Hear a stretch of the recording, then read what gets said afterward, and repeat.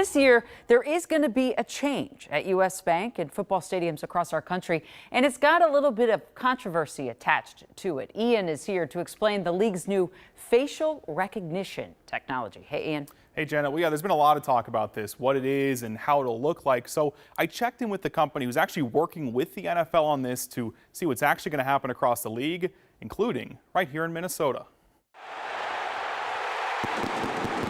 Like the start of every NFL season, there's already plenty of things to talk about. Who's starting, who's out, and now in the starting lineup, your privacy. As you navigate your daily life, there are cameras everywhere. The NFL has announced that they'll use facial recognition technology league-wide this year in every NFL team stadium, including here in Minneapolis. It is a technological benefit. Eric Ebner is the Chief Technology Officer for 360 Security Services, focusing on cybersecurity. He says this announcement by the NFL makes sense considering there's hundreds of thousands of fans inside these stadiums on Sundays during the season. Those efforts, along with something like this is just another thing that they're trying to implement and to use. Technology can be good if it's used for good. And according to the ones who are making this happen, that's the goal. So that's what's actually being used in Minnesota. The Vikings are using that just for credentialing. They're not using anything for fan-facing at this point. Jeff Beam, the COO of Wicket, says there's a lot of misinformation about his company's product,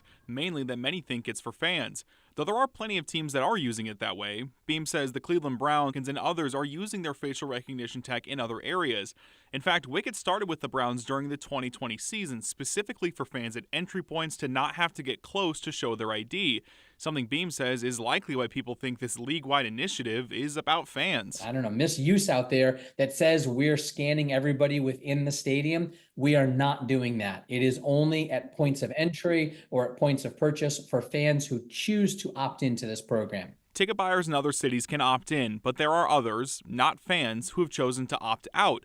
The Las Vegas Police Protective Association has said they won't comply and took issue with having their faces scanned during preseason games. It was just a lot for us, for officers that are already vetted, verified, and confirmed who they are, to come work an event and say, well, we need enhanced security against you guys as well. Steve Gramus with the Police Association says they're concerned about storing facial data of police and proposed potential alternatives to the NFL, including using detailed badges for games to identify their officers. There's a lot more that we could be talking about if that's really what you want to do than requiring biometric data, submitting photos.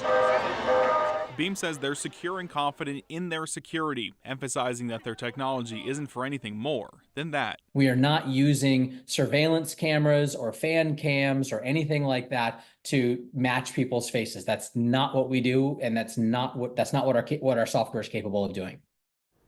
So the easiest way to think about it is like this. If I went to the games as a member of the press for this job to cover the Vikings, I would be a part of this program. My face would be scanned. If I were just going to go as a fan who wanted to watch a Vikings game, watch Justin Jefferson catch a touchdown, I would not be. That's the best way to look at that, Jana. So we heard from the Las Vegas Seeming Police Union. Are there other police unions or departments talking about this, saying we don't want to take part? Yeah, well, actually, I did reach out to the Minneapolis Police Department to check in, kind of see what their thoughts are on this change. Reached out a couple times today. I have not heard back yet, as of right now, on what the department's stance is on this facial recognition software.